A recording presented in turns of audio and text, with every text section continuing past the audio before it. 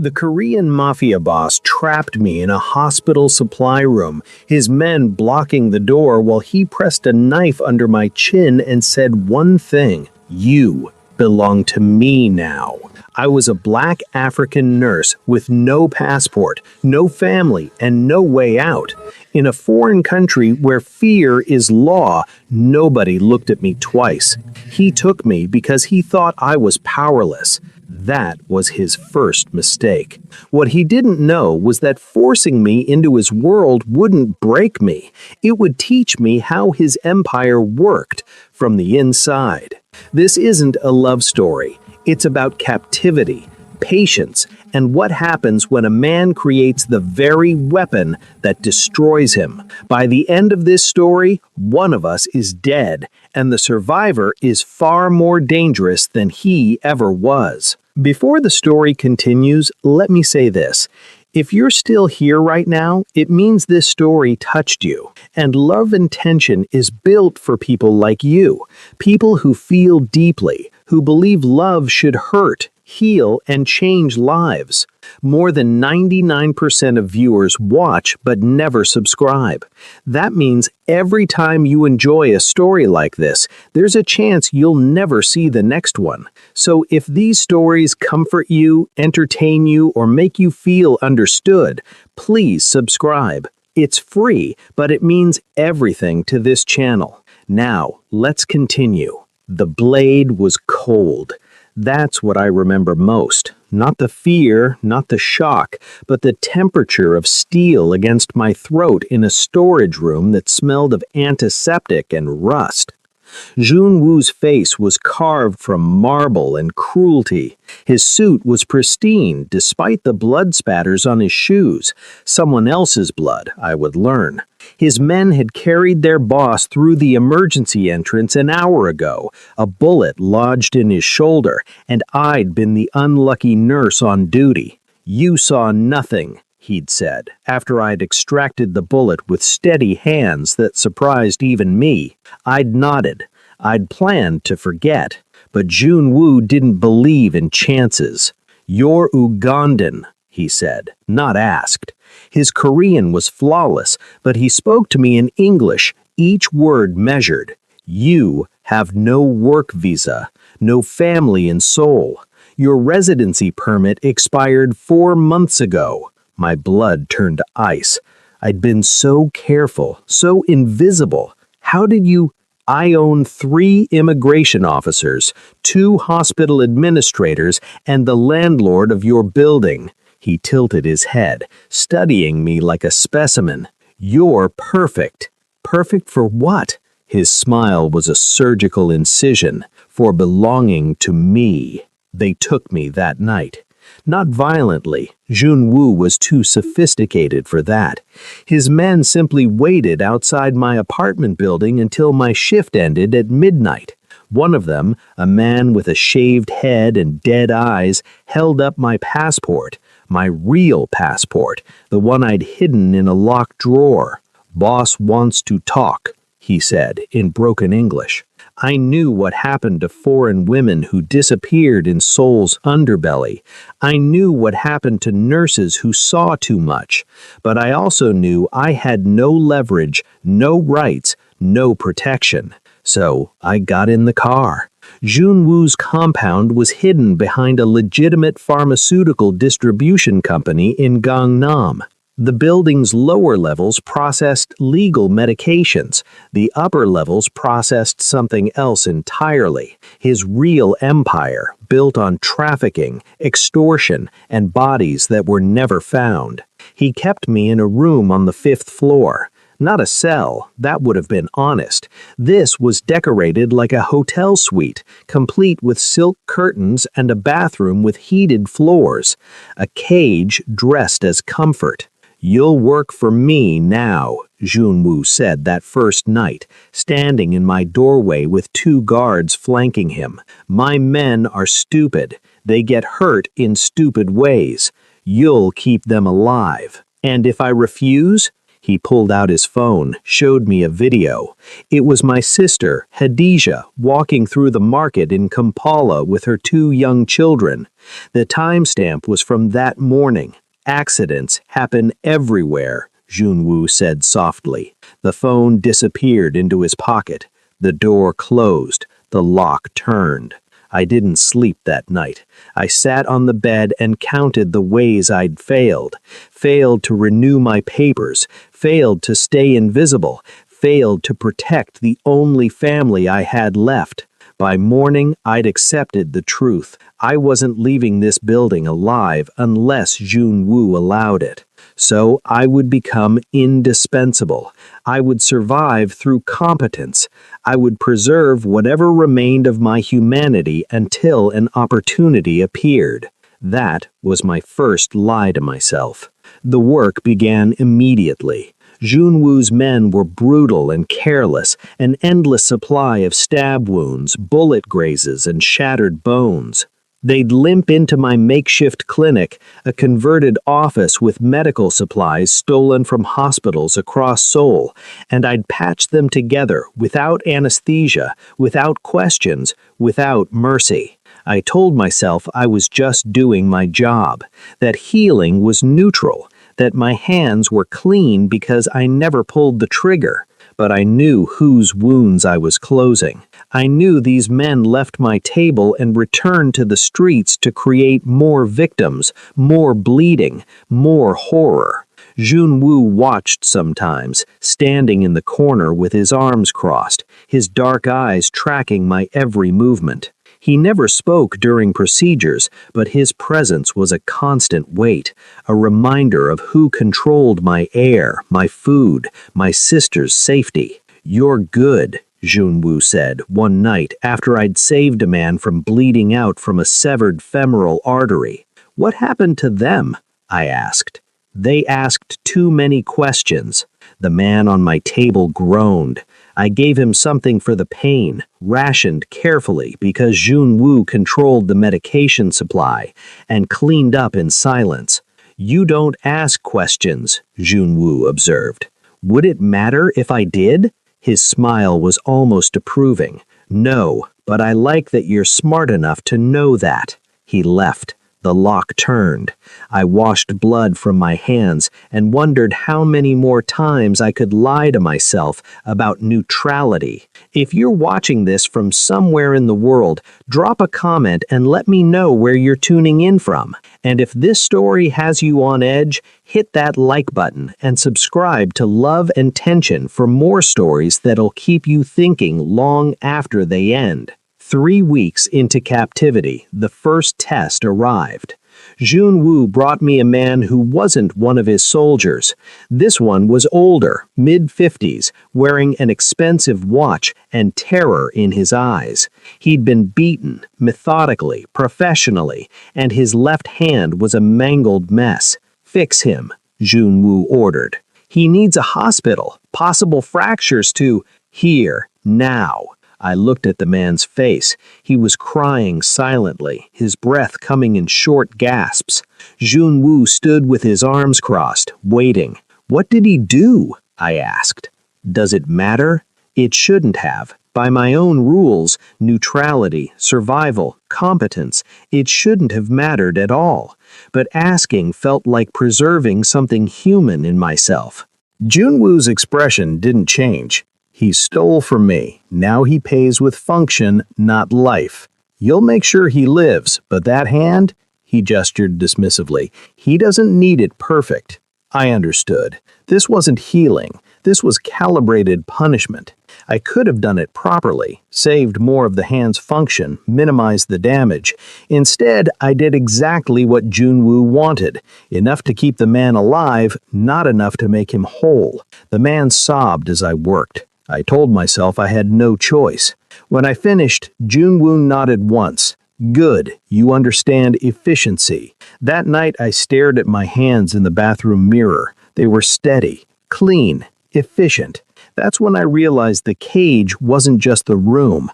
It was becoming the person who could make that choice and sleep afterward. The pattern established itself. Junwoo's requests became routine. I treated his men. I treated his victims. I learned to distinguish between punishment and accident, between warning and execution.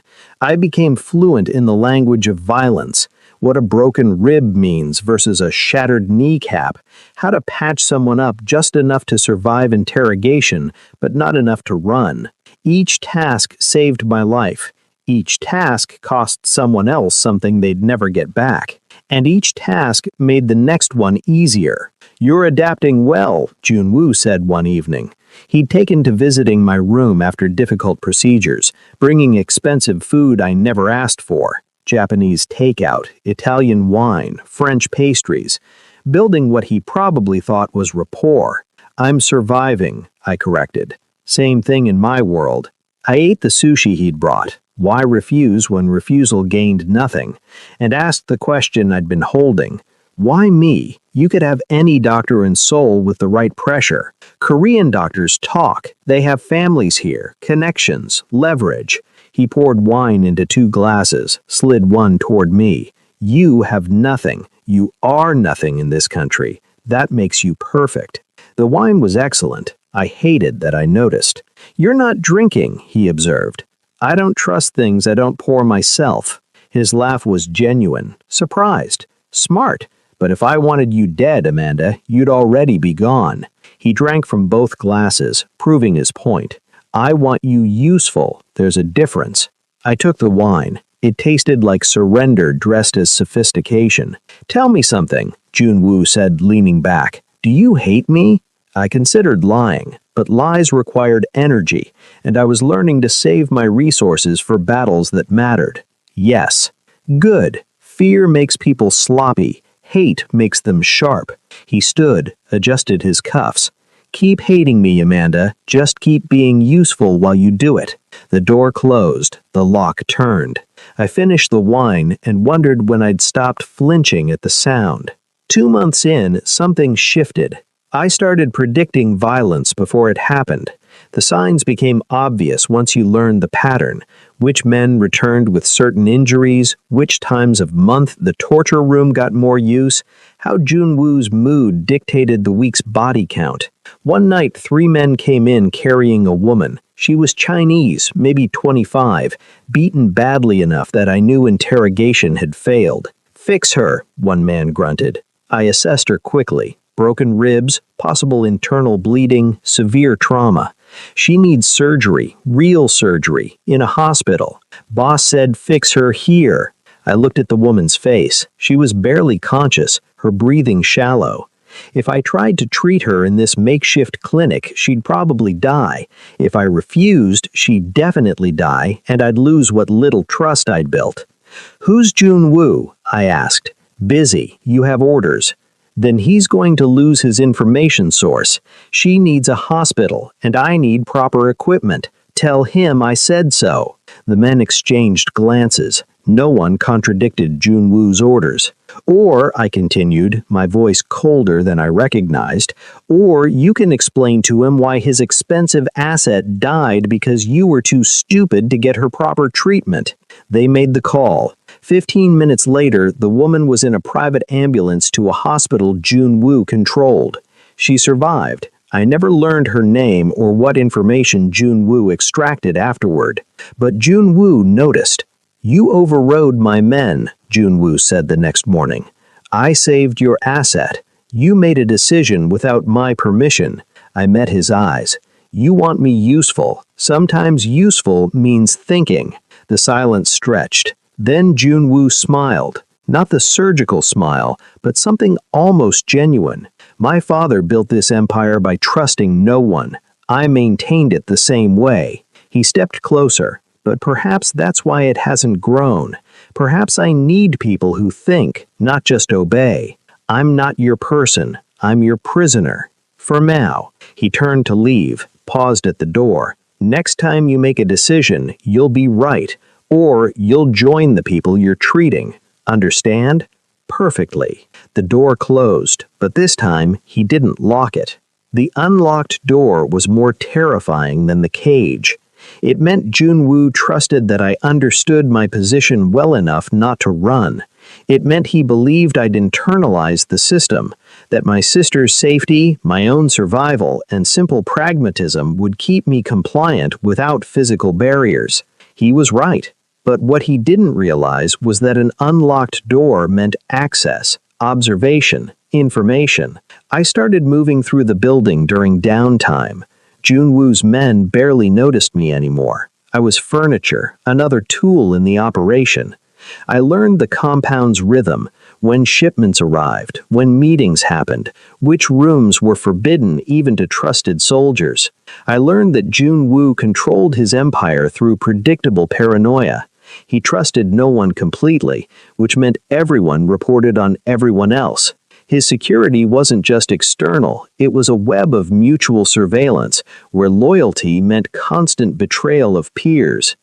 And I learned that he was lonely. He started visiting my room more frequently, always with some excuse, checking on supply levels, discussing a difficult case, bringing food. But the conversations stretched longer. He talked about his father, who'd built the empire and died violently when Junwoo was 19. About inheriting an empire he didn't want but couldn't refuse.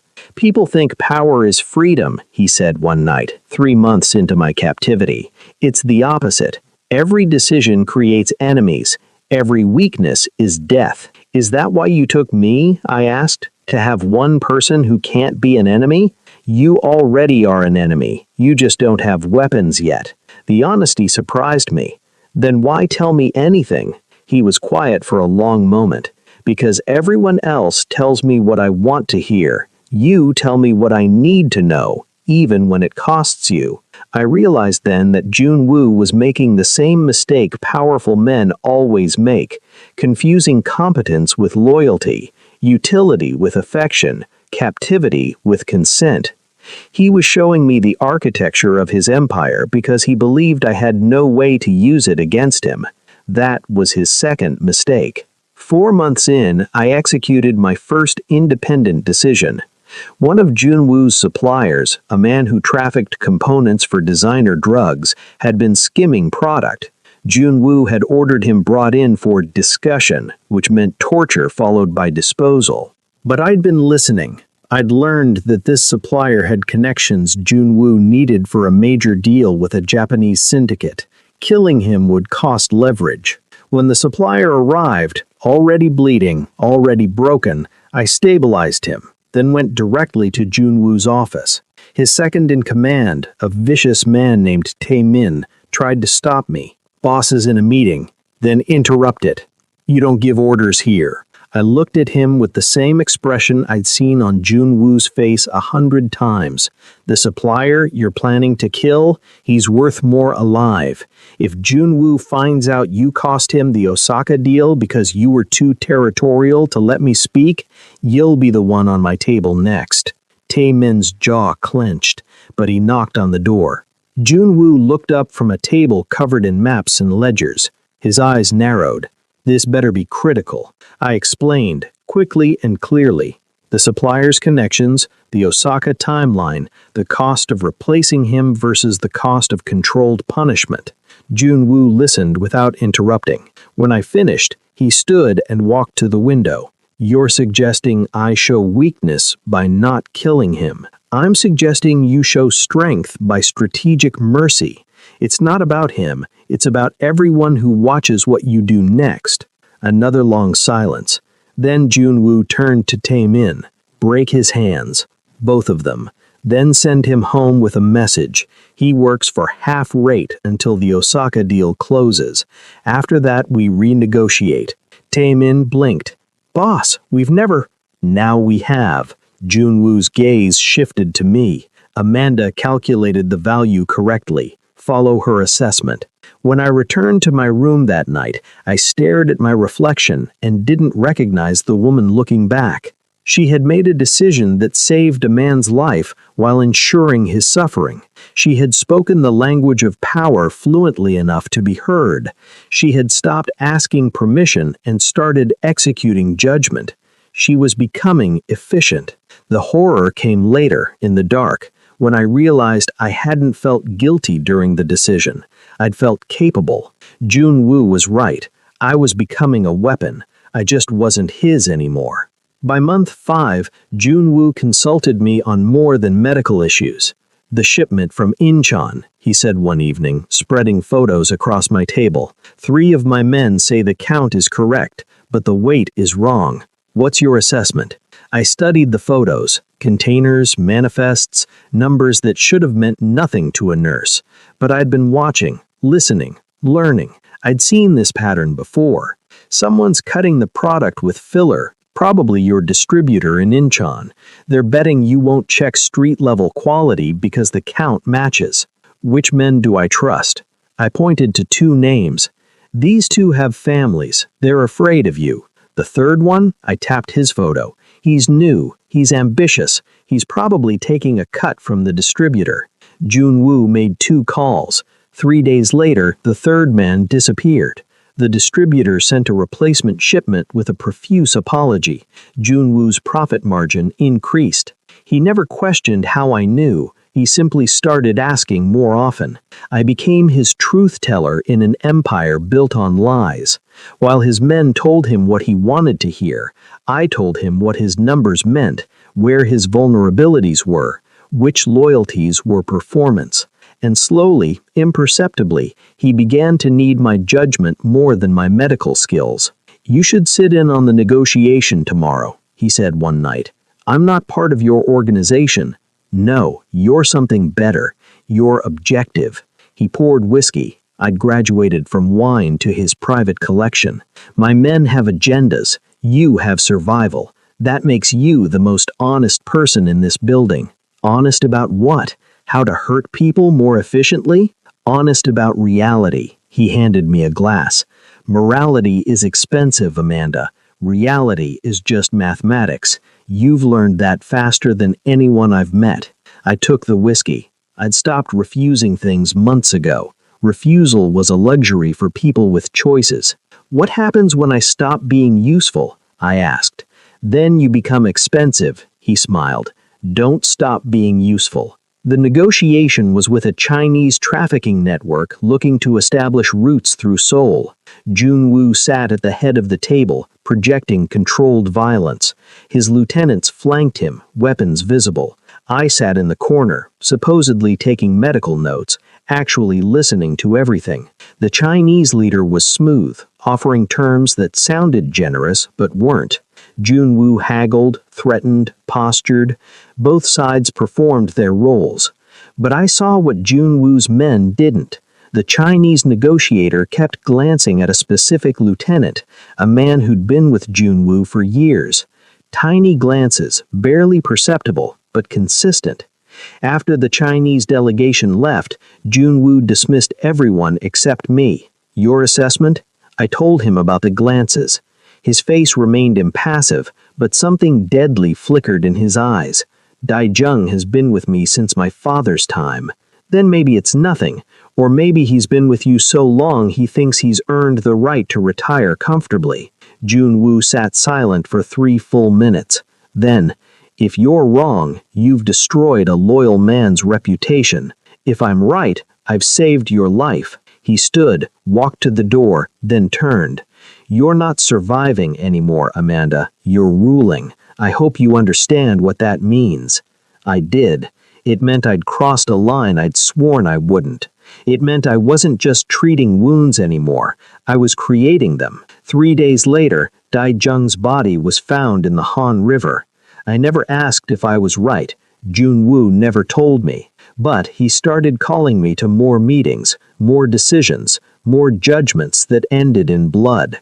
I told myself I was still a prisoner, that I had no choice, that survival required efficiency. All lies.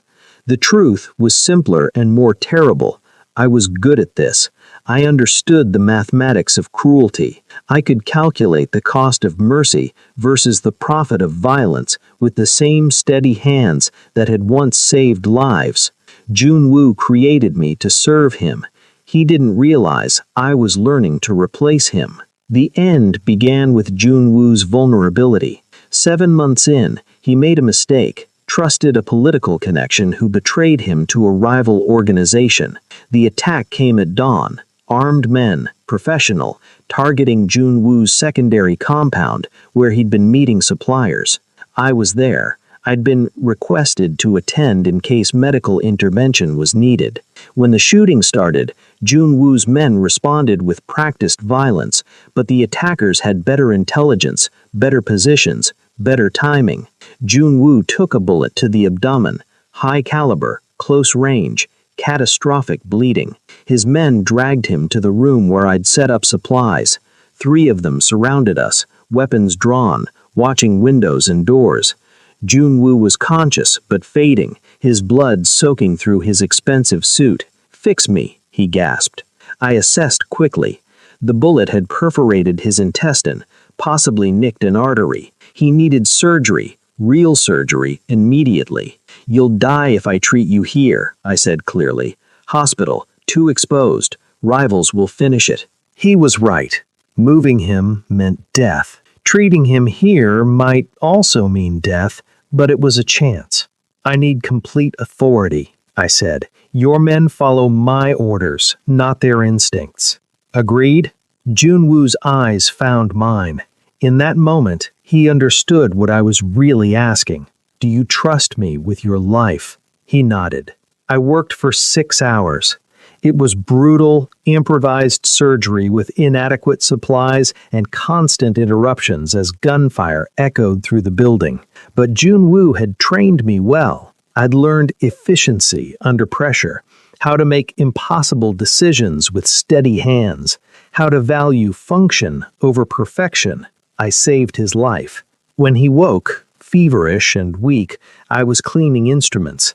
His men had relaxed their vigil, confident the boss would survive. After all, I'd proven my loyalty completely. I'd had every opportunity to let him die, and I'd saved him instead. "Thank you," Junwoo whispered. I looked at him, really looked at him. This man who'd stolen my freedom, threatened my family, forced me to become something monstrous. This man who'd inadvertently taught me exactly how his empire worked, where every vulnerability was, how every protocol functioned. This man who now trusted me completely because I'd had the chance to kill him and hadn't. "You're welcome," I said, but I was calculating. Recovery took 3 weeks. Junwoo was confined to the compound, unable to meet contacts or enforce presence. His empire ran on fear, and fear required visibility. He delegated more to me during those weeks. Not officially, I was still just the medical staff, but his lieutenants knew who had authority. When disputes arose, they came to me. When decisions needed making, I made them, and Junwoo approved them because I was always right. I was the voice of the king, while the king was weak. And I learned something critical. His men didn't love him. They feared him. Fear was his only currency, his only loyalty, his only control. Remove the fear, and the empire was just machinery waiting for an operator. I started making small changes. Nothing obvious. I approved expenditures Junwoo would have questioned. I settled disputes in ways that created new alliances among his men, reshuffling the power structure microscopically. I gathered the passwords, protocols, contacts, and networks that Junwoo had kept fragmented across his lieutenants.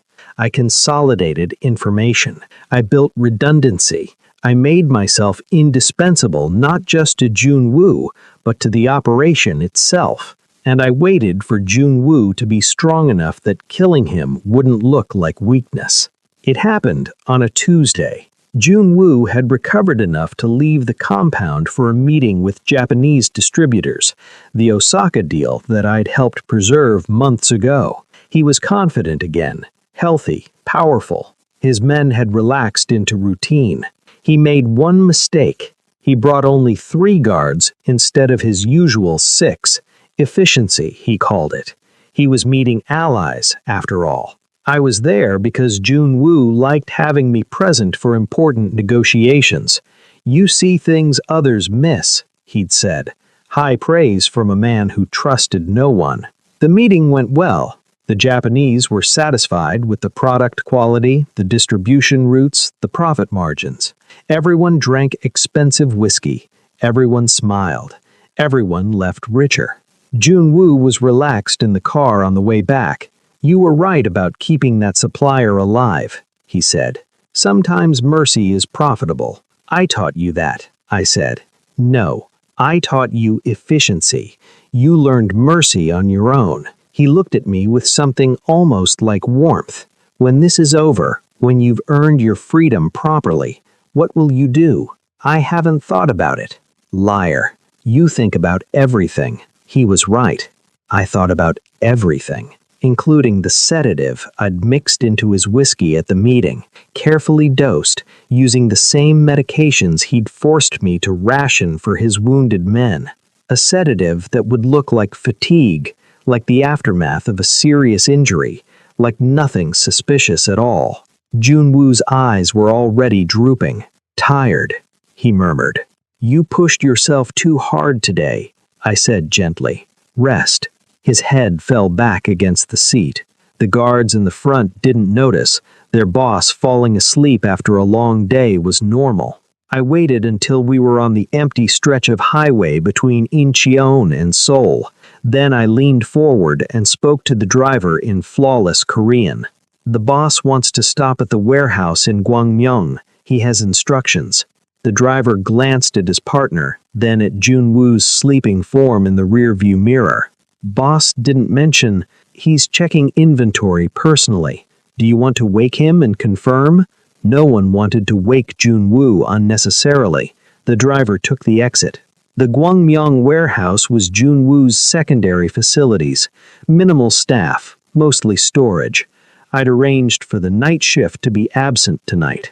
A simple lie about schedule changes, delivered with Junwoo's authority that I'd borrowed so often it was effectively mine. When the car stopped, I said, "Help me bring him inside. He needs to lie down properly." The guards exchanged glances but obeyed. Junwoo had been wounded recently. Concern for his health was reasonable. They carried him into the warehouse office, laid him on a couch. I told them to wait outside. The boss would be embarrassed to wake up being watched. They hesitated but complied. I was the medical expert. I'd saved his life. I closed the door, locked it, drew the blinds. Junwoo woke 10 minutes later, groggy and confused. His hand went to his waist, empty. I'd taken his weapons while he slept. "Amanda? Where to?" "The Gwangmyeong warehouse," I said. Sat across from him, hands folded. "We need to talk." He tried to stand, swayed, sat back down heavily. "What did you drug me?" "Yes." The confusion in his eyes cleared, replaced with calculation, then with the cold understanding of a predator recognizing another predator. "I see," his voice said, steady despite the sedative. "How long have you been planning this?" "Since you pressed a knife to my throat and told me I belonged to you. And yet you saved my life. Because you needed to trust me first. Because your death had to look like an accident, or your men would hunt me forever. Because I needed to learn your empire from the inside before I could take it." I leaned forward. "You taught me well, Junwoo. Efficiency, mathematics, the value of calculated mercy." He laughed. Actual, genuine amusement, mixed with something like pride. "My father always said, never create a weapon you can't control." I should have listened. You couldn't help yourself. You were lonely. You wanted someone who saw you clearly. You got exactly what you asked for. So what now? You kill me and hope my men accept you? No. You kill yourself. I laid out the documentation I'd prepared over weeks. Emails showing Junwoo's increasing paranoia and erratic behavior after his injury. Medical records I'd falsified indicating brain trauma from the bullet wound. Testimony from his men, carefully collected through casual conversations about his recent mood swings and unusual decisions. "You've been unstable since the shooting," I explained. "Everyone's noticed. Tonight, you came here alone, dismissed your guards, and ended things. I showed him the gun, his own gun, the one he'd carried for 10 years. One shot. They'll find you in the morning. Tragic, but not surprising. Brain injuries often cause delayed psychological effects. Jun Woo stared at the gun, then at me. You've thought about everything. You taught me that, I said. And if you refuse, scream for the guards, then I inject you with this. I held up a syringe. Potassium chloride. Heart attack. Natural looking. But you'll be conscious for the paralysis. It'll take 4 minutes. You'll suffocate slowly, unable to move or call for help. Then I'll shoot you anyway and claim I found you too late. I set both options on the table between us. You always gave me choices, Jun Woo. Now I'm giving you one. Die like a king who couldn't bear his own weakness, or die like a victim. Decide. The silence stretched. Outside, his guards waited patiently, trusting that their boss's trusted medical expert was taking care of him. Jun Woo picked up the gun, checked the chamber. Loaded, of course. Everything I did was efficient. You've become exactly what I needed you to be, he said softly. I just didn't realize you'd be so good at it. Goodbye, Jun Woo. He nodded slowly. Then he pressed the gun to his temple and pulled the trigger. The sound was muffled by the warehouse's thick walls. The guards outside didn't hear it. I waited exactly 90 seconds, the time it would take to realize something was wrong and try the locked door, before I started screaming. The investigation took 2 weeks. The conclusion was exactly what I'd designed. Jun Woo had struggled with psychological trauma from his injury, had been showing signs of instability, and had ended his own life in a moment of weakness. His lieutenants fought for control immediately. 3 small wars erupted within the organization. Tae Min tried to seize power, but made the mistake of moving too aggressively. He was found dead within a week. The moderate faction, men who valued profit over pride, came to me. I was neutral, they reasoned. I was efficient. I understood the operation better than anyone after months of making Jun Woo's decisions. They offered me a position, overseer of medical operations and strategic advisor. Nothing official, nothing visible, just a voice they'd listen to because I'd been right so many times before. I accepted with appropriate reluctance. Only until things stabilize, I said. I'm not like Jun Woo. I don't want power. They believed me because I'd spent 7 months proving I could be trusted. The consolidation took 3 months. Rivals were eliminated or absorbed. The organization restructured itself around efficiency rather than fear. Product moved faster. Profits increased. The violence became more precise, less wasteful. I stayed in the background, still just medical staff and strategic consultant, but everyone knew whose assessment mattered, whose judgment was final, whose calculation decided who lived and who became expensive. 6 months after Jun Woo's death, a young man knelt before me in the same office where I'd once treated wounded criminals. He'd been caught stealing from a shipment. Small amount, first offense, scared and stupid. The lieutenants waited for my assessment. Kill him as a message or spare him as strategy? I looked at the young man's face and saw myself 7 months ago, powerless, foreign, trapped in a world that would consume him. Break his right hand, I said calmly. Controlled fracture. Enough to remind him, but not enough to prevent work. Then he pays back twice what he stole at half rate until the debt clears. After that, he earns back full status through performance. The lieutenants nodded. The young man sobbed with relief. I'd saved his life. I'd also ensured his suffering, guaranteed his continued service, and demonstrated the same calculated mercy Jun Woo had taught me. As they dragged him away, I caught my reflection in the window. The woman looking back wasn't Amanda Sarah, the Ugandan nurse who'd come to Seoul for a better life. She was something else now, something efficient, something that understood the mathematics of cruelty and the profit margins of measured violence. She was the weapon Jun Woo had created, but she was sharper than he had ever been, more patient, more thorough. Jun Woo ruled through fear. I ruled through being indispensable. Jun Woo needed to be visible. I thrived in shadows.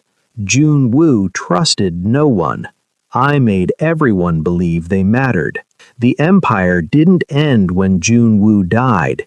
It perfected itself. And somewhere in the part of me that remembered being human, I knew the cycle would continue.